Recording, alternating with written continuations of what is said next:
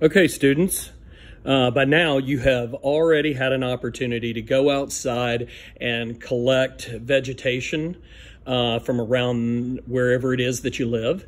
And you hopefully have had an opportunity to go and get inside your sketchbook and break all of the plant life that you have been able to pick up. Now, plant life meaning you can have weeds, you can have any kind of vegetation, fruits, veggies, all that stuff that is at your fingertips or anything that you can get your hands on. And you've gone outside, you've grabbed all that information, you brought it inside, and you've drawn it really, really large on your page. Now, the only way that you can get to this stage right here with all of this awesome stuff happening is by making sure that you break the information down in flat shape. Dark, medium, medium light, light, and then highlight. So doing that, breaking all 6 levels of flat shape down, now we're doing the positive and the negative, which is simply just the black and the white. So when I take my information, like here's a weed that I just picked from outside, weed right here, it's green, but those are not just leaves of green. Those are leaves of green, dark green, medium light, light. All those values have to pay attention. You have to pay attention to those when you're breaking this information down. So when you're doing that on your page, you want to make sure that you're not paying attention to just the color of the plant or the petals of the flower or the colors of the berries that you're looking at. You want to make sure that you're paying attention to what the light is doing to the surface. It's not the color of the object, it's what the light does to the surface. So now I have a flower right here that I've drawn from out of the garden at the house. And now I'm going to go ahead and break that down strictly black and white, positive, negative, but I've put all my flat shape in here. So here we go. I have a black Sharpie and I have a fine tip pen. And I've used a pencil to do my drawing so I can make sure that everything is cleaned up at the end. So all of that information is down on the page now, so let's go through the application. Medium, dark, dark, medium. A lot of this stuff has to be grabbed, and I have to pay attention to my rules, because if I have 2 dark variations right beside one another, I need to either divide those shapes with a thin white line, or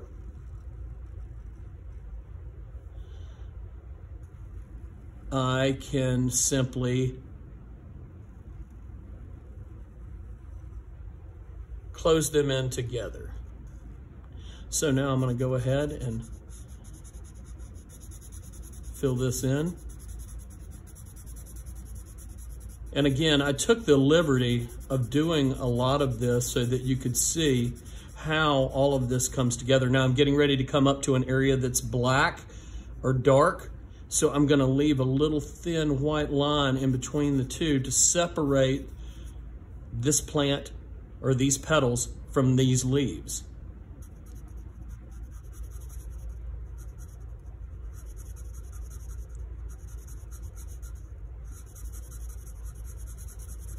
And I'm just simply coloring everything in so it's a flat color all the way through.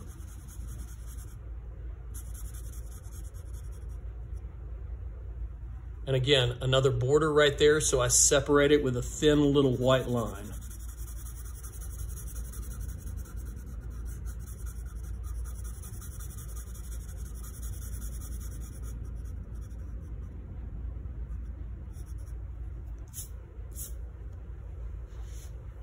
So here's a medium, and then that, oddly enough, is a little bit of a change. So I'm going to end up doing that shape right there, and I'm going to give it a nice, neat little white line border, and then I'm going to color it in.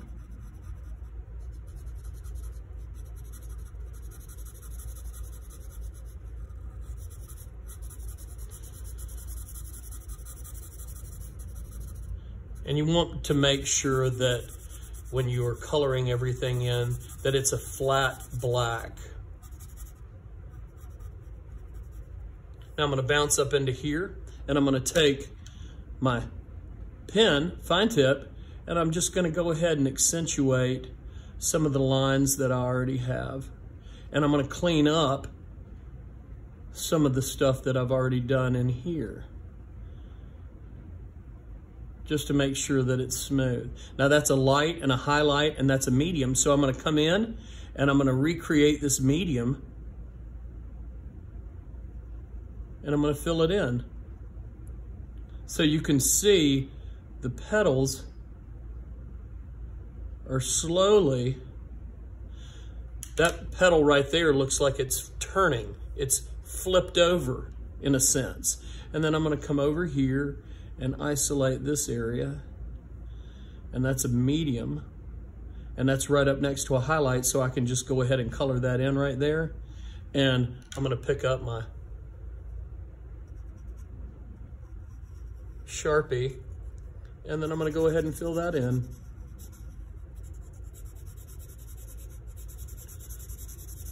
And then slowly but surely, while you're working on this,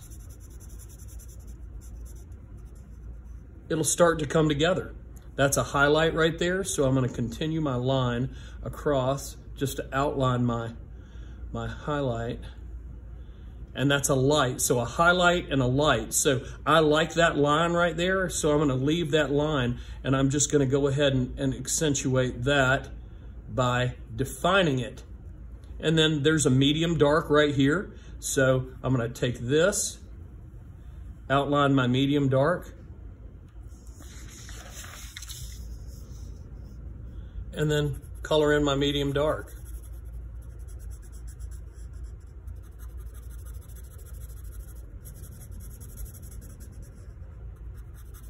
So, my point to all of this is while you're working, you can do this, and then the key here is while you're working, you make sure that the color is flat when you put it in. You don't want any streaking, and then assess what it is that you've done.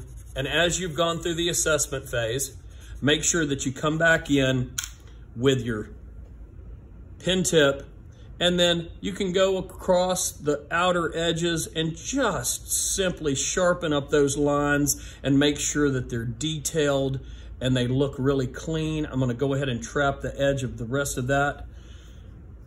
That's a dark right there, so you can even label it D, and I did it with a pen, so because I'm going to end up covering that. And all of a sudden, the petals of the flower start to come alive. You can start to differentiate between positive, negative, i.e. black and white. And then all of a sudden, bingo, you have a finished piece that looks like this. You can kind of take a look around and see what's happening through the whole thing. And you always want to draw really, really large. You want to explode the percentages up.